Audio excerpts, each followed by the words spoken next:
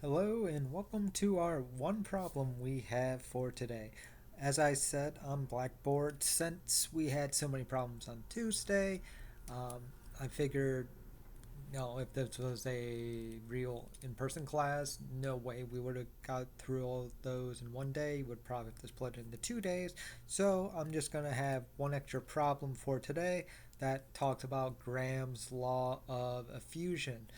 Graham's law of effusion allows us to determine the molecular weights of gases if we know their rates, or if we know their molecular weights, we can determine how fast they'll move. So let's take a look at how we use this. So we have a sample of neon that effuses from a container in 76 seconds. I have the same amount of an unknown noble gas that requires 155 seconds. What is this second gas?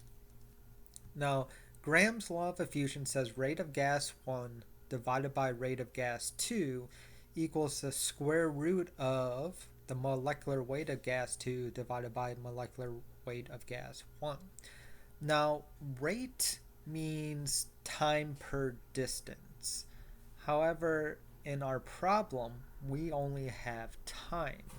So we can slightly change Graham's law of diffusion and say time of gas 2 divided by time of gas 1 equals the square root of molecular weight of gas 2 divided by molecular weight of gas 1.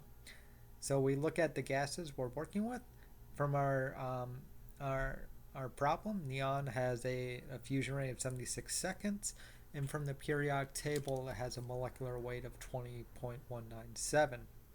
Our second gas has a rate of 155 seconds, but we do not know the molecular weight. That is what we are solving for. So here's our gases. Let's plug it in. Time 2 is 155 divided by time 1, which is 76.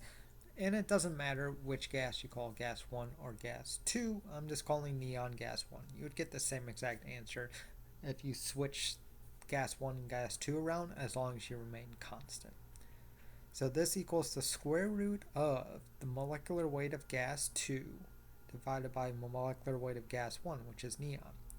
So I'm solving for molecular weight of gas 2, but it's underneath the square root.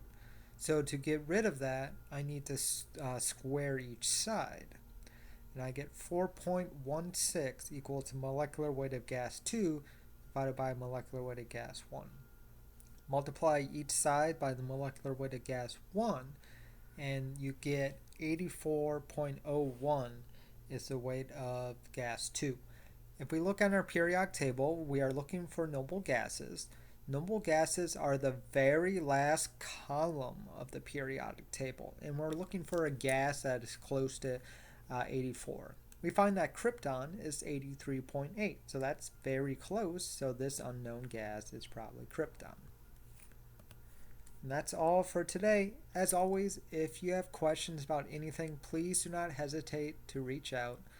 I can answer them through emails or through a video conference. Otherwise, I will see you next week.